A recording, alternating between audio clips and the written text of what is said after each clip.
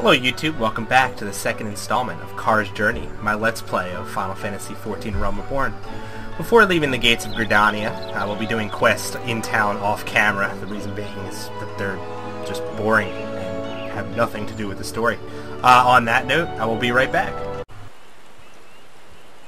Alright guys, I'm back outside of the Blue Badger Gate in Central Shroud.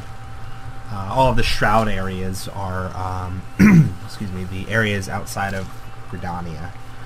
You have Thanalin, which is the areas outside of Ulda, which is another city.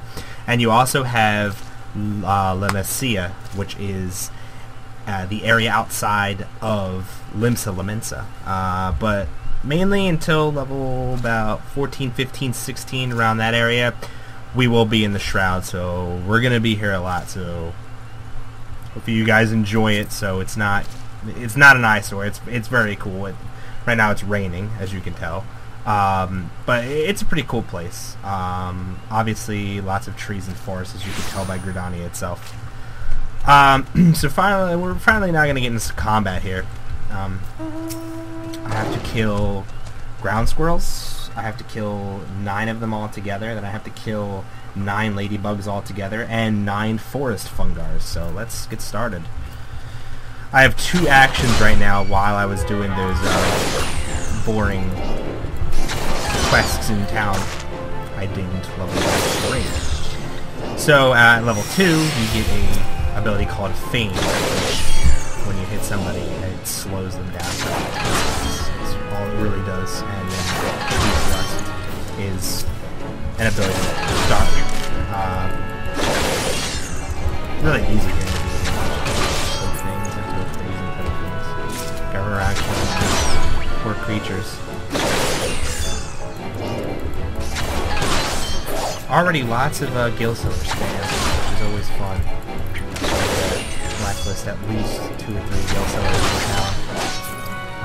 If you play this game, it's a common occurrence seeing the Gilsillers shouting over and over and over and over again. Hopefully one day they'll fix that. The Shroud, I'll say, is probably my favorite area out of all of them. All the Shrouds are very unique, which, you know, all the other areas are very unique, like Northern Thanalin, Central Thanalin, Eastern Thanalin, Western Thanalin. You got the East Shard, the Central Shroud, Central Shroud. They're all unique.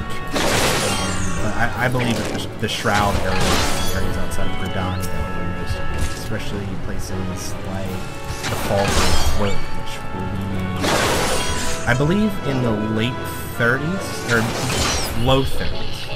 Falcon Float will come into play. It's really good. So, finishing up on, I think, my last ladybug here. Yes. Got my last Scarlet Oil from the ladybug, so put the pole arm away, and now we're going to hit Fungars. Once we hit Fungars, if this fate is still up,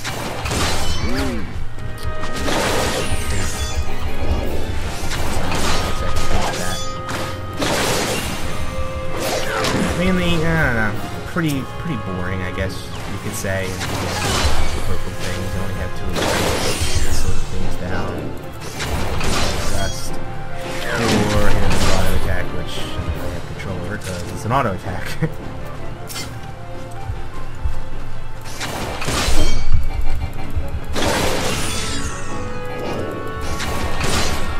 Die!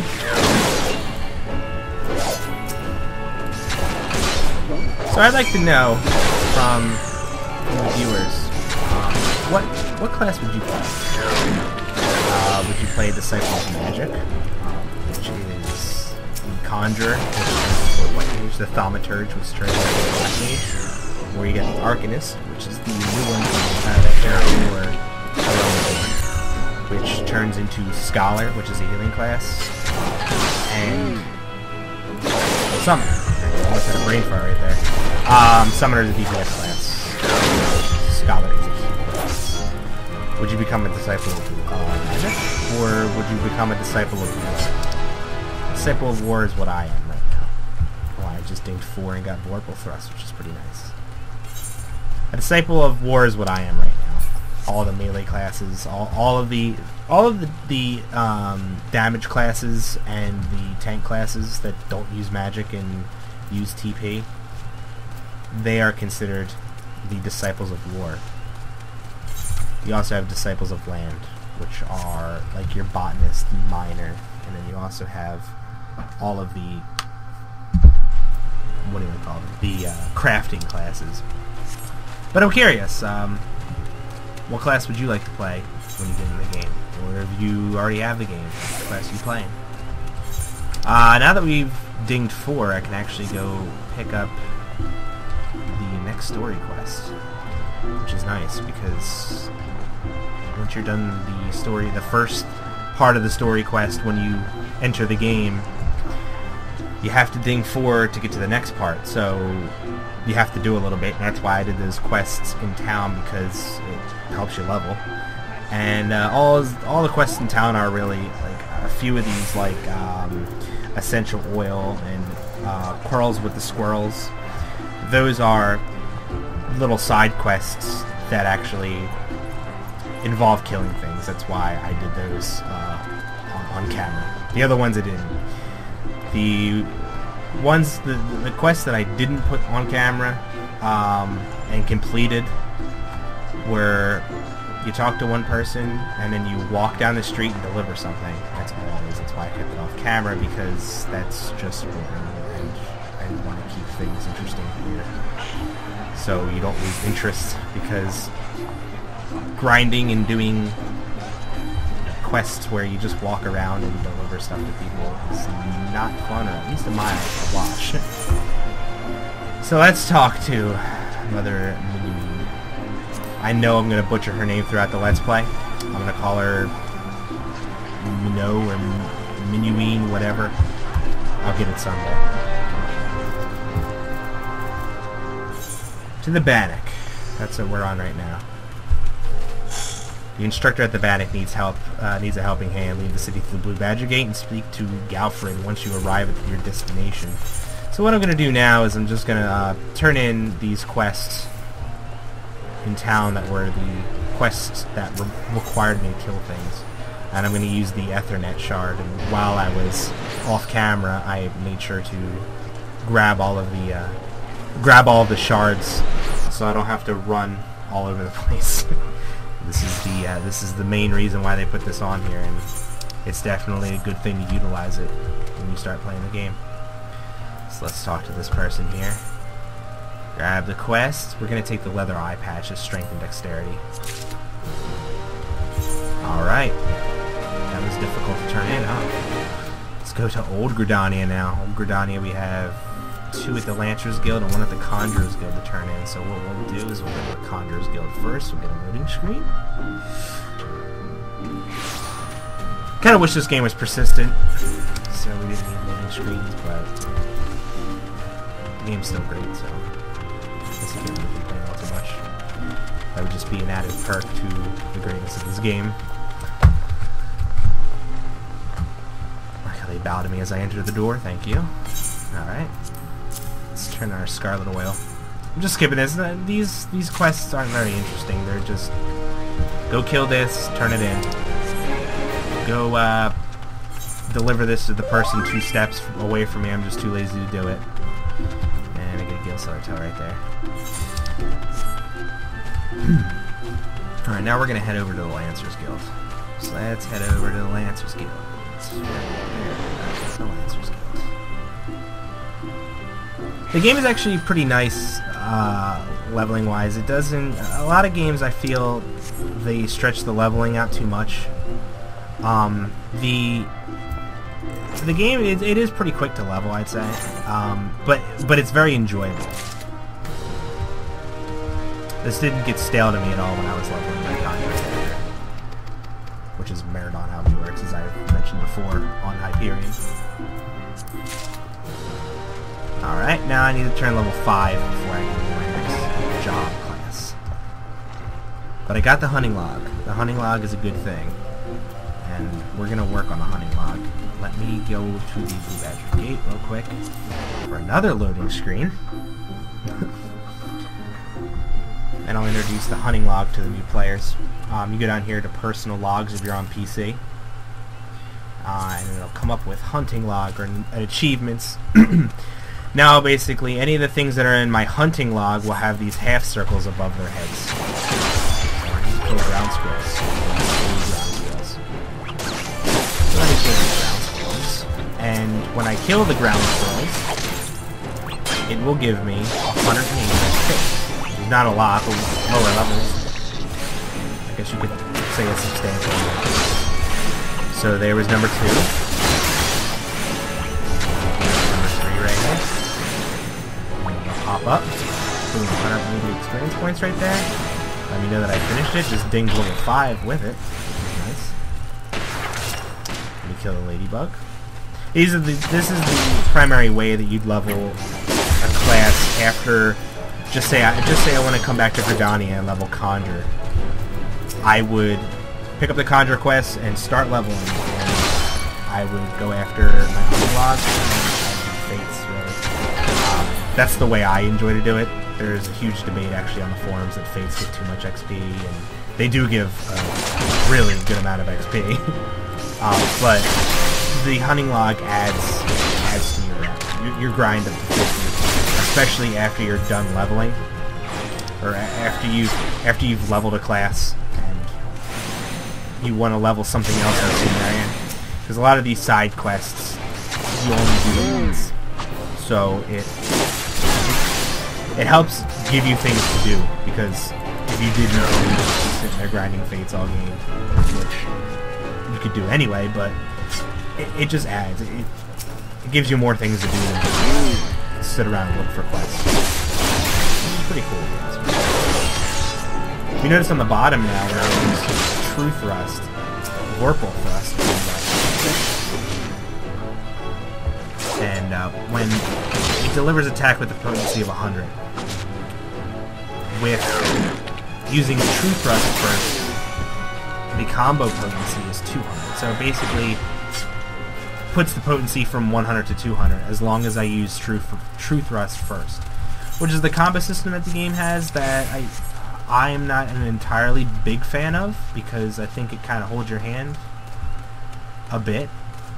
But I think it's good in a sense too, because a lot of the times when people are confused, it helps the people that aren't too experienced with not being really terrible.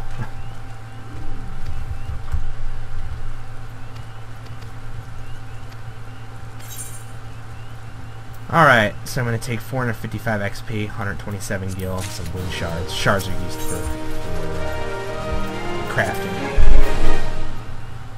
I can't remember what wind shards are actually used for, because usually they have a not set specific use, but for instance, I know my Weaver on Maridon, my main character, he mainly uses lightning crystals. But then there'll be possibly some wind thrown in, and I think there's a few that actually have fire. I might be wrong on that, but I know that I've seen things other than lightning and wind on Weaver. And I believe Alchemist, couldn't think of the dang name of the class. I think Alchemist actually uses like water and fire. It combines different shards. So different shards are used mainly for a certain crafting class, and then there's others thrown in. So that's what the shards are for. You accrue a lot of them throughout the game. Take some of these quests here. A lot of these quests, you do have a lot of running around. This is a level 7 quest. I don't know if I can do that just yet. But this quest right here, our story quest, won't let me go until I have a head, body, hands, legs, and feet with a gear level above 5. So what I have to do is I have to quest a little bit. So let's do idle initiatives. I have to speak to the idle initiates. There's a Slumbering Initiate. I always lose one here. I know I'm going to lose it. Right on the Let's Play. Right when I'm recording this, I'll lose it.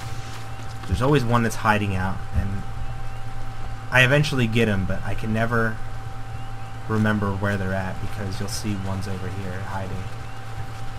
There's another one that's hiding nearby as well. Alright. Blah, blah, blah, blah, blah.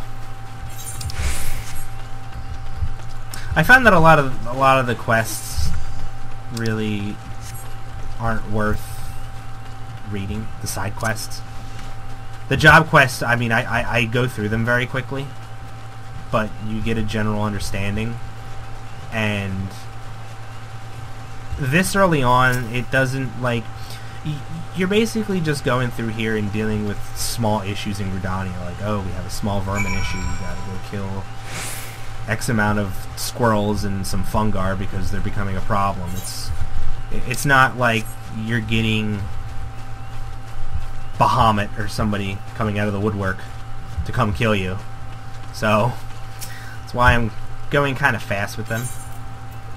With these quests, I'm just clicking right through because they're I don't know if I'd say a waste, but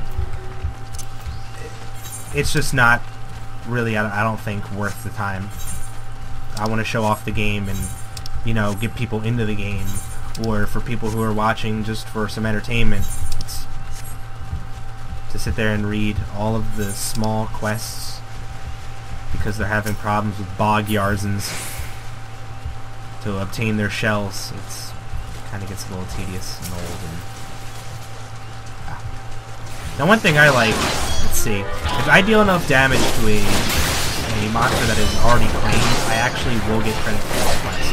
So let's see if I did enough damage. There we go, did enough damage. It's pretty nice.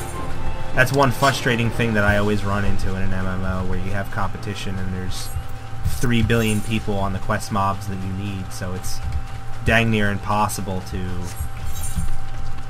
get it. Well, not impossible, but you have to be very patient, you really have to be on your stuff. Now, right here is a fate. Not all fates start like this, but I'm going to initiate it and get some people over here to do this. Fate join. Here we go. We have to kill Maridon the Matter. Now, these are random events that pop up in the world and are very useful to level, especially when you get to the late 40s, where you don't really have too much of a choice. You always have to choose to grind dungeons when you're higher up, but it's way easier to do a fate party, especially one of the fate parties in the area of the Reborn family. It gives you 100k experience points altogether. It's like a 4 or 5 part quest, 4 or 5 part fate. A lot of the players that aren't even level 50 are pretty familiar with those dark devices.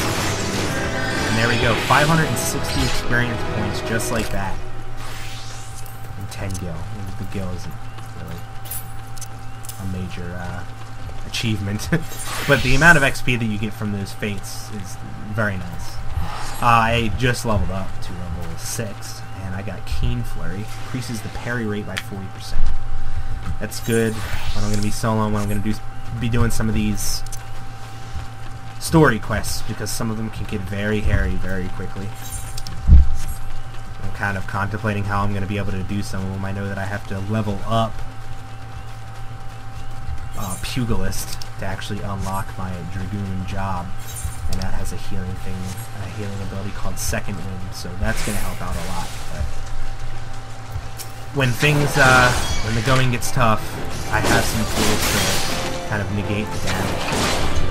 It's always a good thing, because classes don't really get heals on themselves other than Second Wind or stuff like that. I don't believe that I used to. I may be wrong, we'll see, because I don't have Lancer. Conjure. I think I have my Lancer to 15 on Maridon, and I don't have a heal yet, so I could possibly be wrong, but now we're killing bosses. I killed that pet, the black pet. They're like gigantic, oversized geckos. see it has the half circle over it that kind of turns faint here, but he's part of the hunting log. He already kicked my butt there. So I'm going to go over and kill this black eft for my hunting log. Oh.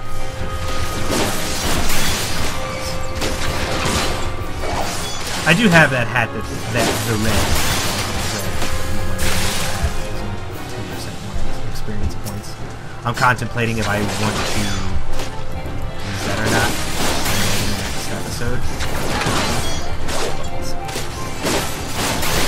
I don't want to cheat too much. I want to show new players how it's really like to level in the game and not, have those kind of items, because you're not going to get those items if you're brand new to the game. That was for pre-ordering the Moogle hat. One thing that stinks about the Disciples of War,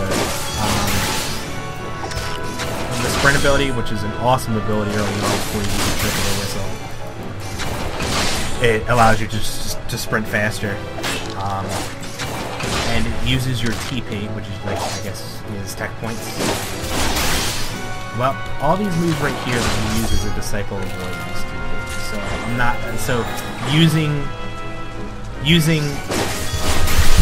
TP, using the sprint ability to come over to these bog yards faster might actually, screw me over more than benefit me, because when you use this, it takes all of your TP.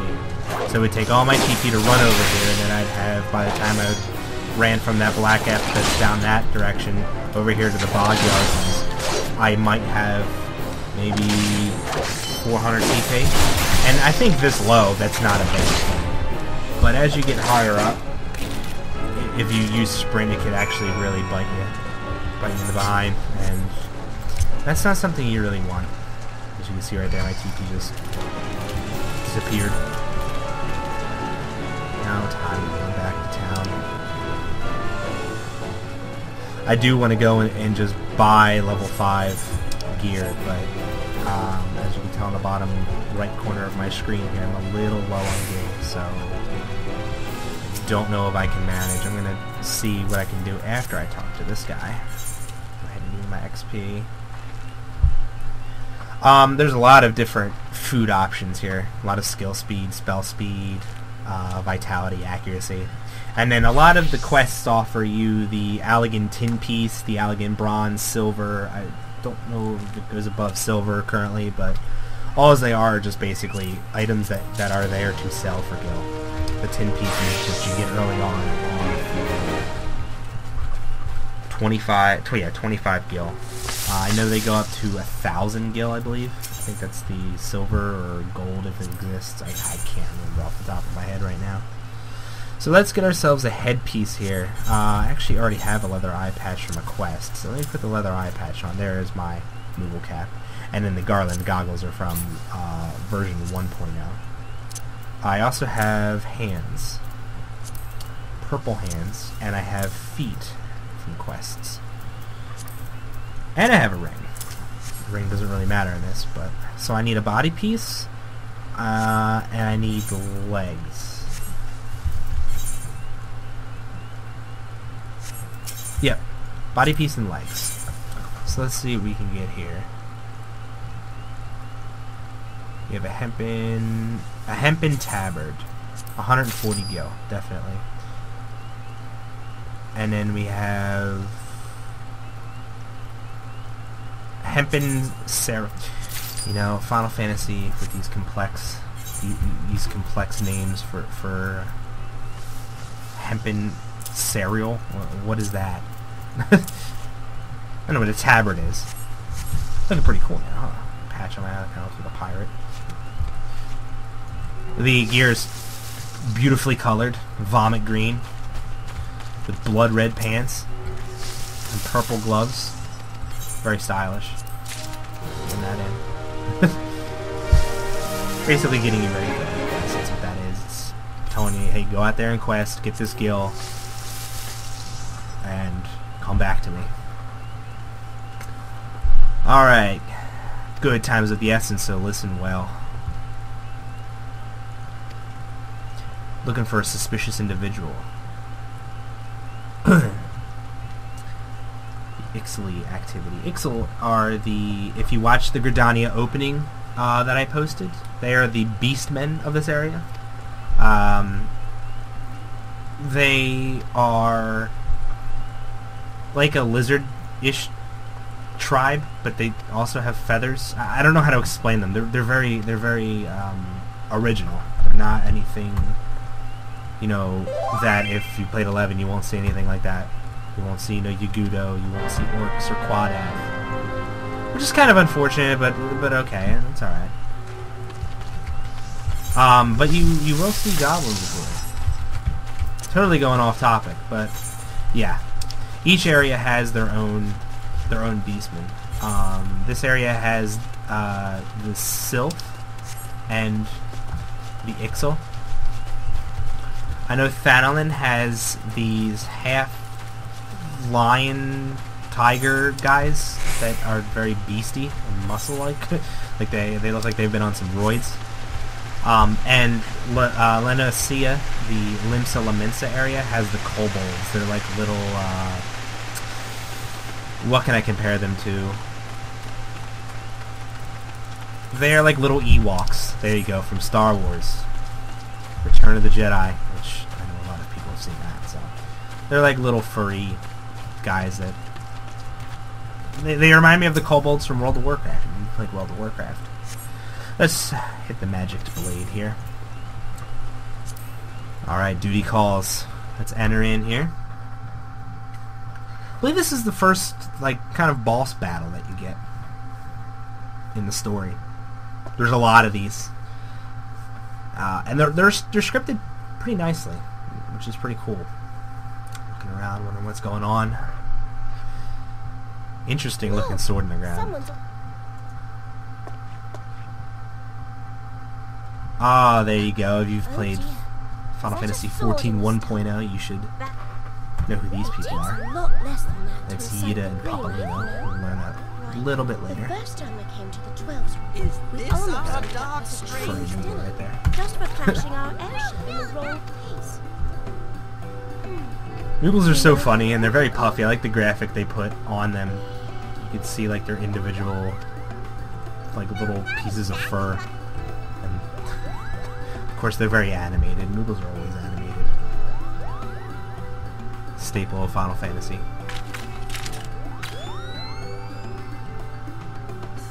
I always thought those goggles looked very bizarre on those two. How are the reading?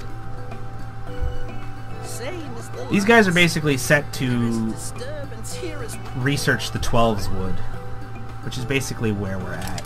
Gridania is the 12's Wood. Kuplo I don't know why they just call it the Shroud, but Ever since the they're here to do research, which we'll learn earlier.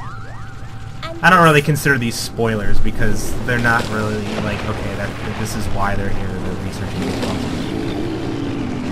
I'm giving away future plot twist.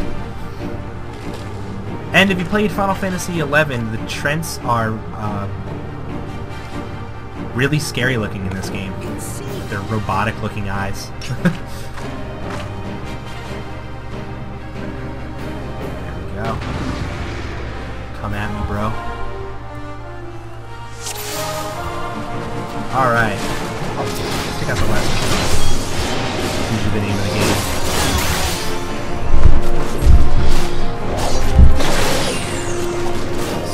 There. Yeah, this one's pretty easy here because Yida, the animated pugilist, usually kicks butt, while Papalino here also hits the different mobs, but he cures as well by I'm getting hit by enemies. It's kind of a good thing. No damage to these things. I just kind of poke them and hope for the best while they do all the work. Now, if I'm not mistaken, there they are right here. If you played 11, Final Fantasy 11, you'll know exactly what these are.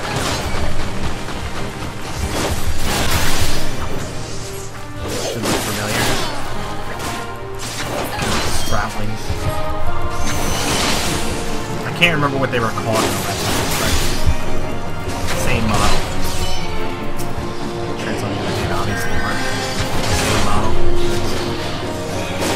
They look more robotic. The Trents in Final Fantasy XI, they look like they were which is kind of funny looking. Eyes were about half open. They just looked like they were having a good time. Blazing. Alrighty. And this is the name of the game, basically. Red circles also, you will see later in the game, are bad. Standing in red circles are bad. And the terrible thing is, even end-game content still have people standing in red circles and fire and ice on the ground. If you're a new MMO player, I guess that could be something that you don't get, like, oh, okay, I shouldn't stand in that. But if you're experienced at playing MMOs like myself, it's kind of, you don't, if there's something on the ground, do not step in it. You step in it, something will go wrong. That is the case in Final Fantasy XIV. Killed Mr. Robotic Trent as they're tired out because they did all the work and I just poked little saplings, or that's what they are, saplings. There we go. It's coming to me as I'm coming along. And look, you dropped a crystal. This is the first crystal that we found. What the heck is this? Let me pick it up.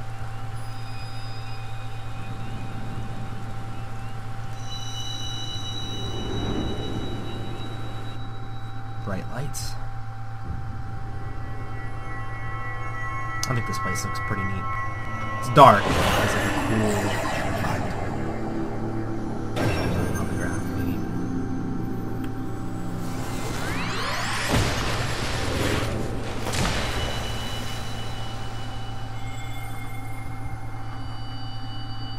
You will see this area many times throughout the journey.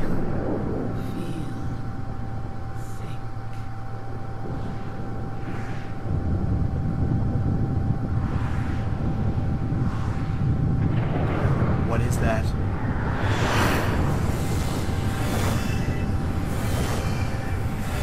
First time I had seen this cutscene, I was a little mind blown. I'm a little confused about what was going on. It makes a little bit of sense later. I don't think it clearly explains itself.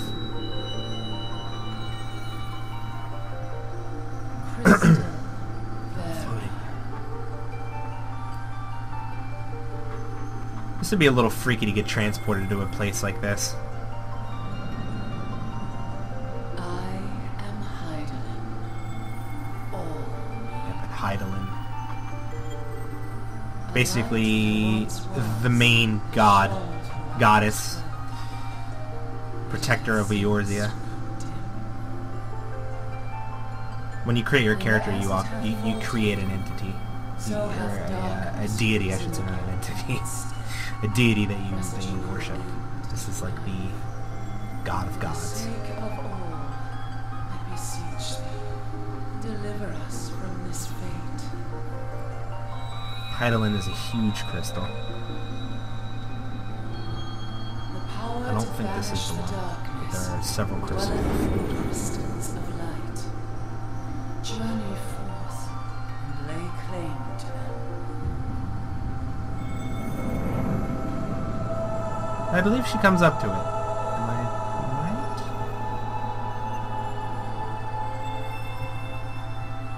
Yep, there it is. A really large crystal in the center with the others orbiting. I believe the one in the center is By Hydaelyn. thy deeds shall the crystals reveal themselves.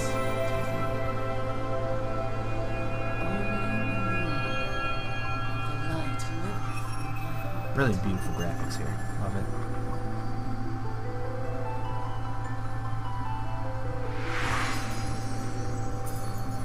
Get some other adventures.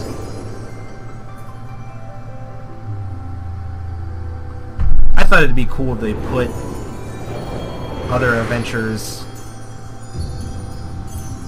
from the game, like your fellow, free company or guild mates, put their actual character models in this. But I believe that the Rogadin, which is like, and the elf were the same when I went in as Maridon when I went through this part of the story. So I think they're preset with the cutscene, which is kind of unfortunate, but Moogle. Passed out. You fainted. A surfeit of ether, no doubt. And what? That right there is an Ixal. It has its feathers, Our culprit, it would but seem. also reminds me of a lizard beast, which is, That I they don't know. would. It's strange. This is Papalimo. We found How the are we culprit. feeling then? It I'm was just an kinda Ixalan chieftain. Wondering what the heck is Seek going Brother on. Esumian's cooperation in the matter. Giant crystals. Ida? Thinking I'm hallucinating there. Character is doing some acid. Hoopla cop.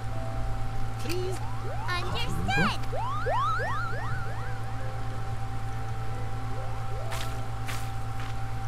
I would definitely say Where if we you're part ways. looking for an MMO with a great story, this is one I would totally pick up. Unfortunately, it's not free to play, I but think that sword might. when you pay a subscription fee for a game, I believe you get a better quality game out of it. That's my opinion. You don't There are suppose tons of that free-to-play adventure games that have been secret- ridiculously successful, Do you? like League of Legends, which isn't an MMO, And but this occurred. Yes.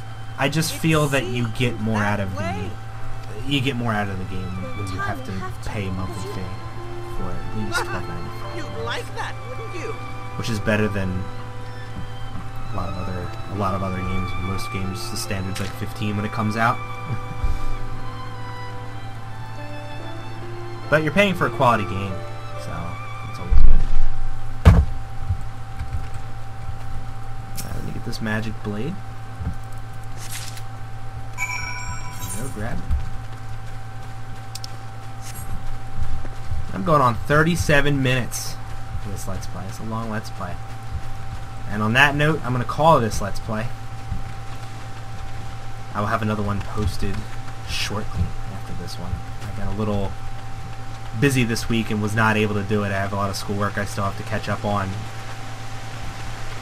And yesterday I was having technical difficulties with my sound, so it threw me off a day. So I had to delay it. But make sure to subscribe. If you've enjoyed what you've seen, you know, I'm going to have more coming. If you're a fan of hockey, ice hockey, I will be having an NHL 11, Jesus, a little off. An NHL 14 Let's Play coming up soon. I gotta figure out when I'm gonna start that. Looking to do online matches. I might switch things up and do a season mode or something like that, but I haven't decided yet what I want to do with that. That is coming in the near future. But yes, don't forget to subscribe. Also, check out the links in the description for our Twitter and Facebook. Make sure to follow on Twitter and like us on Facebook. Give you updates when the new episodes are out, some questions thrown around, interacting with the community, you know, all that good stuff. Alright, I will see you on Cars Journey, Episode 3. Take care and have a good one. Thanks for watching.